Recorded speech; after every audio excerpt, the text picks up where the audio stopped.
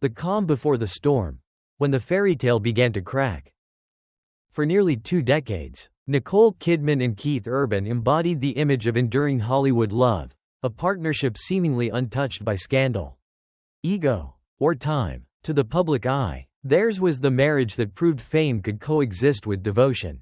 The world saw them as polished perfection. Keith, the adoring husband with songs written for his wife, Nicole, the graceful actress who had rebuilt her life after heartbreak. Every photograph, every award speech, every quiet moment on the red carpet seemed to whisper the same story: love endures. But as one insider later revealed, that image wasn't a lie. But it wasn't the whole truth either. In June 2025, when Nicole and Keith marked their 19th wedding anniversary, the internet filled with glowing headlines. Nicole posted a tender photo of them holding hands, captioned simply, 19 years of laughter, love, and home. Keith shared a black and white video clip of her smiling during one of his concerts. Fans gushed. They're proof that soulmates exist. No one could have imagined that within just 5 weeks, that same love story would end in silence and signatures, with divorce papers, custody agreements, and broken trust.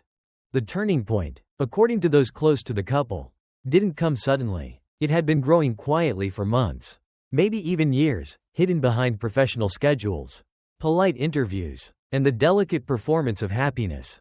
The final straw, insiders claim, came not from exhaustion, but from betrayal. Enter Russell Crowe, a longtime friend of Nicole's, a fellow Australian who had known her since her early days in Sydney theatre circles. Crowe had witnessed her transformation from shy stage performer to global icon. And it was Crowe, reportedly, who would later break the silence on what really caused the unraveling of Hollywood's golden couple.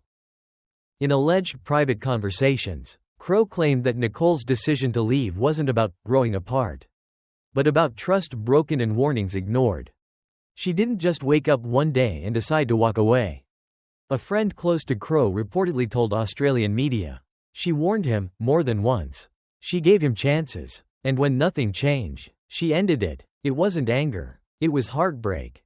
What those warnings were remains the subject of heated speculation. Some sources insist it involved a physical affair, a relationship formed during Keith's relentless tour schedule, when distance and temptation blurred boundaries. Others believe it was more subtle, an emotional betrayal, growing intimacy with someone on his team, private messages, late-night calls that crossed the invisible line between friendship and something deeper. To Nicole, who had rebuilt her trust brick by brick after the collapse of her first marriage, even emotional dishonesty was unforgivable. Once you lose that safe space with your partner, one insider reflected, no amount of apology can rebuild it. Keith, on the other hand, reportedly viewed the situation as a misunderstanding, one born from exhaustion, fame, and constant separation. He had always been open about how much the road tested him. Touring can destroy marriages, he said once in a 2019 interview. It takes a saint to live with a musician. But by 2025, even saints get tired. Nicole, according to reports, confronted Keith sometime in late May. After noticing patterns that didn't add up, a change in tone, an emotional distance, a phone left face down one too many times. She didn't yell, one source said, she just looked at him and said, "You're leaving me no choice." That moment, according to those close to them, was the beginning of the end, the instant where a love story that had survived fame, addiction, and time finally broke under the weight of silence. The public never saw that confrontation. What they saw instead was composure, Nicole attending film events with calm elegance, Keith performing his heart out on stage, both of them pretending that the dream still lived. But behind the curtain, the fairy tale had ended. And Russell Crowe, sitting on the sidelines, would later tell friends that, what we saw wasn't a graceful parting. It was a woman walking away from promises that had been broken one too many times. The confession in the cracks, what Russell Crowe revealed. Hollywood has always thrived on silence, the kind that protects its legends, polishes its image, and buries its wounds beneath red carpet smiles. Yet sometimes, silence cracks, and when it does, truth escapes in whispers. That's exactly what happened when Russell Crowe, one of Nicole Kidman's oldest and most loyal friends, allegedly chose to break the unwritten rule of celebrity discretion. According to insiders close to Crowe, the actor had held his tongue for months, respecting Nicole's decision to keep her private pain private. But as tabloids began to spin the divorce into a story of mutual distance, two stars too busy for love, Crowe grew frustrated. Behind closed doors, he allegedly told confidants that the real story was far from graceful. Nicole didn't leave because she got bored.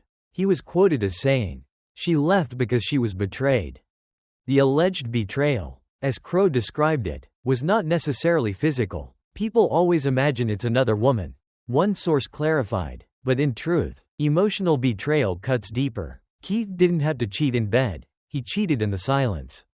In the secrets, in the things he chose not to tell her. Crowe reportedly recounted a confrontation between Nicole and Keith that took place months before the public announcement. Nicole had discovered something, perhaps a message, a call, or a confession delivered in fragments. She confronted him with calm restraint, demanding honesty, but instead of coming clean, Keith allegedly deflected, assuring her that she was overthinking things, that he was simply tired from touring. To outsiders, his response would seem reasonable. To Nicole, it was the final straw. She gave him a warning. Crowe allegedly told friends, one last chance to show up. And when he didn't, she walked away, not in anger, but in clarity.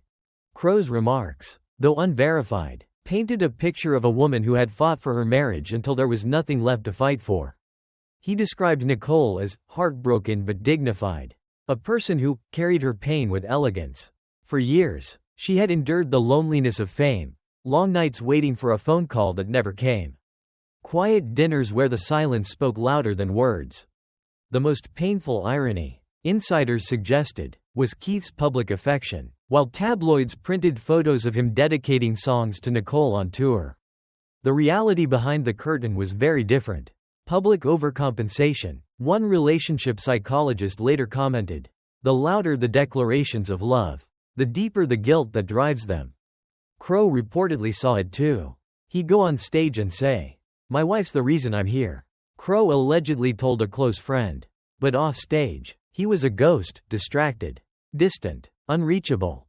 The tension reached a breaking point in June 2025, a month that, on the surface, looked picture perfect. On their anniversary, Nicole and Keith posted matching tributes, smiling under fairy lights, surrounded by their daughters. But just weeks later, insiders said, Nicole made the decision official.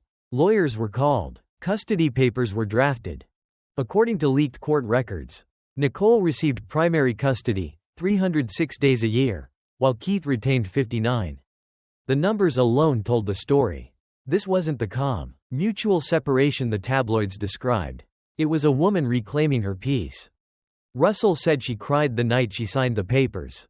One insider claimed, not because she regretted it, but because she finally accepted it was over. For Crowe, who had seen Nicole survive heartbreak before, this one felt different. It wasn't public humiliation like her first marriage. It wasn't a fiery breakup fueled by ego. It was grief born of quiet disappointment, the realization that even the deepest love can die from neglect.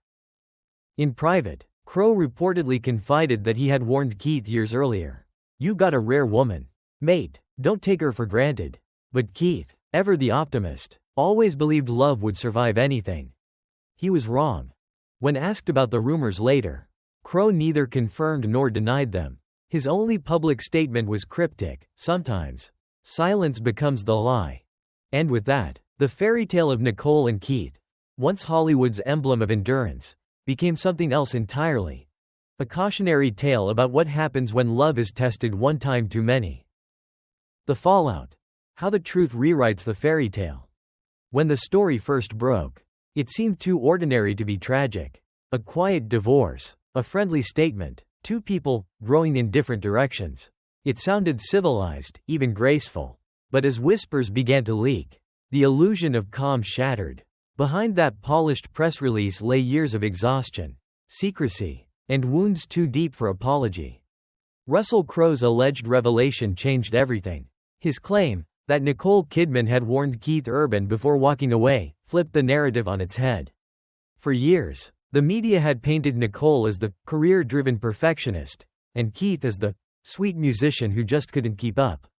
But now, the light shifted. If Crowe's account was true, Nicole was not the cold one, she was the betrayed one. The woman who held on until she could no longer breathe under the weight of disappointment. Sources close to the couple described the final months of their marriage as a house with no sound. The warmth was gone. Nicole would stay in her study, reading scripts and sipping tea long after midnight. Keith would wander between studios, writing songs that felt more like confessions than love letters. Even their daughters noticed the distance, the way Mom smiled less, and Dad talked more to his phone than anyone else. And yet, in public, they clung to performance. Their last joint interview, filmed in early June, now feels haunting in hindsight. When a journalist asked about their secret to lasting love, Nicole laughed politely and said, "We don't take each other for granted." Keith smiled beside her, but his eyes dropped to the floor. 5 weeks later, the divorce papers were signed. The speed of the separation shocked everyone. Hollywood divorces often drag for months, sometimes years, filled with lawyers, negotiations, public relations strategy. But Nicole and Keith moved like people who had already said goodbye long before the papers arrived. Keith agreed to nearly full custody in Nicole's favor, 306 days to her, 59 to him. The math spoke volumes. To many, it was a sign of remorse, the quiet surrender of a man who knew he had failed.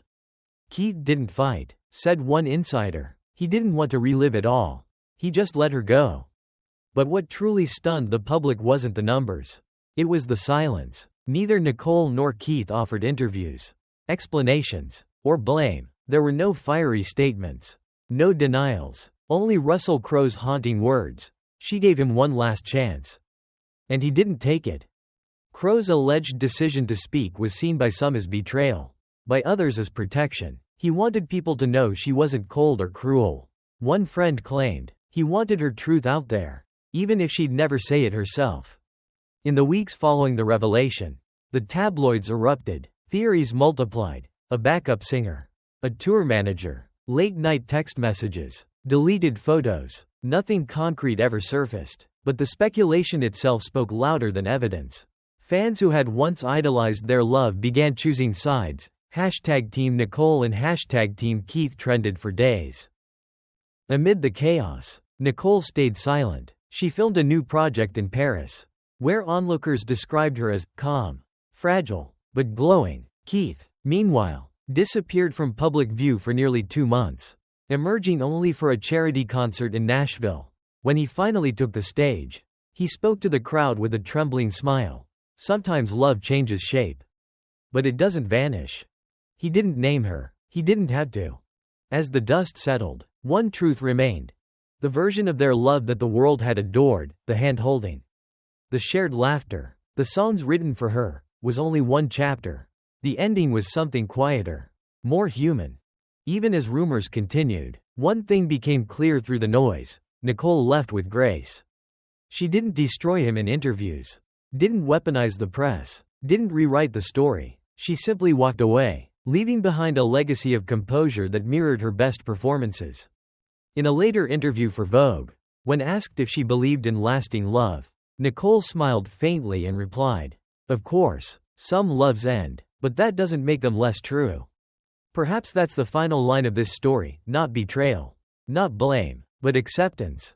Because in Hollywood, where every breakup becomes a battlefield, Nicole Kidman and Keith Urban's story still stands apart. It wasn't the scandal that defined them, it was the silence. The same silence that once hid their heartbreak, and now protects what remains of their dignity. Russell Crowe's alleged bombshell didn't just expose what ended their marriage, it reminded the world that even golden couples bleed. That behind every perfect love story are warnings, chances, and choices. And sometimes, when those chances are ignored, even the strongest hearts learn that walking away isn't weakness. It's survival.